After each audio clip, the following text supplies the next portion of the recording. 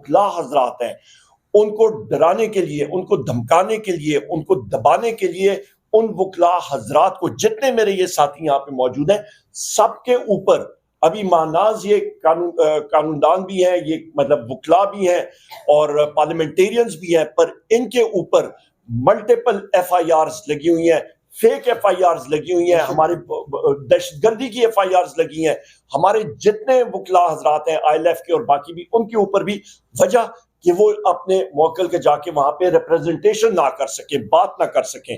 اس کو ہم نے بہت مطلب سختی سے اس چیز کو باور کرایا, اور پھر ہم نے بتایا کہ پولیس کا اور جو پولیس گردی اور جو اسٹیٹ ٹیررزم ہو رہا ہے پنجاب میں, اس کے بارے میں ان کو باور کرایا, اور انٹیلیجنس ایجنسیز کا جو منفی رول ہے, جو 6 آپ کے اسلام آباد ہائی کورٹ کے جج صاحبان نے خط لکھا تھا, اور اس پہ انہوں نے لکھا تھا کہ انٹیلیجنس ایجنسیز کا کیا منفی رول ہے.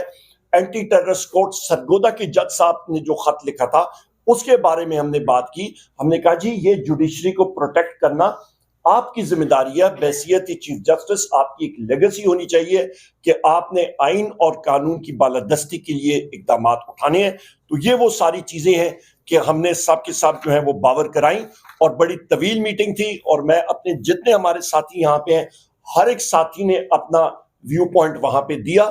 ڈوسیئر جو ہے وہ پورے کا پورا جو پہلے ان کو فراہم کیا گیا تھا وزیر اعظم عمران خان صاحب کے انسٹرکشنز کے مطابق, وہ ان کے پاس پہنچے ہوئے, جس طرح میں نے ذکر کیا. اور مزید بھی جو آپ کے ڈسٹرکٹ لیول کورٹس ہیں اس پہ ریفارمز کا, آپ کے سپریم کورٹ میں, آپ کے ہائی کورٹ میں ریفارمز کے پروسیس کے حوالے سے وہ بھی دستاویزات اور ڈیٹیلز ہمارے جو ساتھی یہاں پہ ماناز یہاں پہ ہمارے لائرز ہیں وہ انشاءاللہ تعالی وہ دیں گے. اور چیف جسٹس صاحب نے اس چیز کو اپریشیٹ کیا کہ جو ڈیلیگیشن تھا پاکستان تحریک انصاف کا, یہ الحمدللہ ہمارے جو ٹاپ کے پاکستان کے لائرز ہیں وہ ان کی ریپرزنٹیشن وہاں پہ ہو رہی تھی, اور بہترین انہوں نے اپنا وہاں پہ ویو پوائنٹ دیا. بہت شکریہ جی, اوور ٹو یو سر. بسم اللہ الرحمن الرحیم. ساری باتیں تفصیل سے عمر صاحب نے آپ کے سامنے رکھ لی ہیں. آج چیف جسٹس کے ساتھ پاکستان تحریک انصاف کے اپوزیشن پہ مشتمل 7 ممبر ڈیلیگیشن نے ملاقات کی ہے. یہ ملاقات چیف جسٹس صاحب ہی کی ریکویسٹ پہ ہمارے ساتھ ہوئی تھی. پاکستان تحریک انصاف گزشتہ 2-2.5 سال سے ایک وسطیت سے گزر رہی ہے. چیف جسٹس صاحب نے نیشنل جوڈیشل پالیسی کمیٹی کی میٹنگ کے سلسلے میں ہم سے ایک ایجنڈا شیئر کیا تھا, اور 10 پوائنٹس پہ انہوں نے تجاویز مانگی تھی. ہم نے ان کو یہ باور کرایا کہ ہم آپ کو اپنے طرف سے تجاویز دیں گے, لیکن اس وقت ایگزسٹنگ سٹرکچر میں رہتے ہوئے ہم آپ کے سامنے اپنے وہ تجاوزات بھی رکھنا چاہتے ہیں جس کی وجہ سے ہم آپ کے سامنے یہ لے کے آئیں کہ پاکستان تحریک انصاف کے ورکر سپورٹر, خاص کر خان صاحب اور بی بی, ایک ایون عدالتی طور پہ بھی ایک غیر منصفانہ اور امتیازی سلوک سے متاثر ہو رہے ہیں. ہمارے کیسز نہیں لگ رہے ہیں. خان صاحب کا ہم نے پوری تفصیل کے ساتھ ان کو کہا کہ کبھی آئسولیشن میں رکھا جاتا ہے, ڈاکٹر کی ایکسس نہیں دی جاتی, کتابیں نہیں پرووائڈ کی جاتی, اس کو ایکسرسائز کی مشین کے نہیں, اور یہاں تک کہ ان کو بچوں سے بات نہیں کروائی جاتی, اسے بیوی کی ملاقات نہیں کروائی جاتی. تو یہ سب کچھ صرف ہمارے لیے ہے, اور یہ زیادہ تر پنجاب میں یہ فسطیت بڑے عرصہ سے شروع ہے. ہم نے ان کو یہ بھی کہا کہ آپ کی عدالت کے آرڈر کو آج کل کوئی عدالت کا آرڈر سمجھتا ہی نہیں ہے. آپ نے جتنے آرڈر کر لیے, چاہے وہ پاکستان تحریک انصاف کے MNA کا نوٹیفیکیشن تھا PTI میں, چاہے وہ ریزرو سیٹوں کا تھا, چاہے وہ سینٹ کے الیکشن کا ہے, وہ سارے ابھی یہ ریکوائرڈ ہے کہ ان کی امپلیمنٹیشن ہو, لیکن کوئی چیز امپلیمنٹ نہیں ہو رہی. انفورس ڈس اپیرنسز پہ ہم نے ان کے نوٹس میں گزار کروایا کہ ہمارے MNAs کو کس طریقے سے اور ان کی فیملی ممبرز کو کس طریقے سے مختلف کیسز میں انوالو کرایا گیا اور ان کو انفورس ڈس اپیئر کروایا گیا. ہم نے ان کو یہ بھی کہا کہ ایک ساتھی پہ جس طرح عمر ایوب صاحب ہے, اس کے پیچھے خلاف 100 کیسز ہے. ان 100 کیسز میں بیک وقت آپ کئی کورٹوں میں پیش نہیں ہو سکتے. ہم نے ان کو سارے مشکلات جو پاکستان تحریک انصاف پہ وہ فیس کر رہی ہیں وہ سب کچھ ہم نے چیف جسٹس کے سامنے کیا. انہوں نے ہمیں یہ باور کرایا اپنے طرف سے کہ میں ایسے اقدامات ضرور کروں گا جس سے یہ سارے کا کوئی نہ کوئی حل ہم نے نکالنا ہے, اور میں میک شور کروں گا کہ آپ کے اس جو گزارشات آپ لوگوں نے کیے اور جو مسائل بیان کیے اس کے لیے ہم کوئی حل نکالیں. جی سب آپ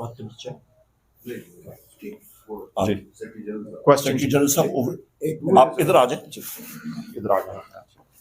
عمر صاحب.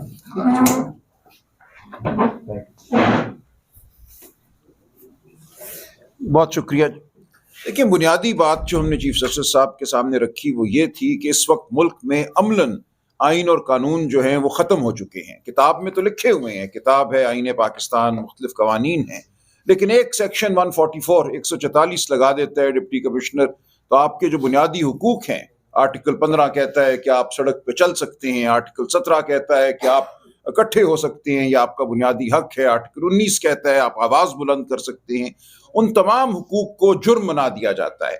تو اس وقت یہ صورتحال ہے کہ عدلیہ اگر یہ سب کچھ ہونے دیتی ہے تو وہ اس میں شریک بن جاتی ہے. تو ہم نے بڑے واشگاف الفاظ میں کہا کہ ملک میں اس وقت عملاً آئین اور قانون نہیں ہیں, اور یہ عدلیہ پہ اب ذمہ داری آتی ہے کہ وہ ایسے احکامات جاری کرے کہ آئین اور قانون کی بالادستی ہو. یہ نہ ہو کہ ایک شخص جو بات کرتا ہے اس کے اوپر 100 مقدمے بن جائیں ملک کے ہر گوشے میں, کہ وہ تمام عمر ایک عدالت سے دوسری عدالت بھاگے, کہیں سے اس کو ریلیف ملے, بیل مل جائے تو 4 اور مقدموں میں اس کو گرفتار کر لیا جائے. اس وقت پورے نظام عدل کو ایک اعلی جرم بنا دیا گیا ہے.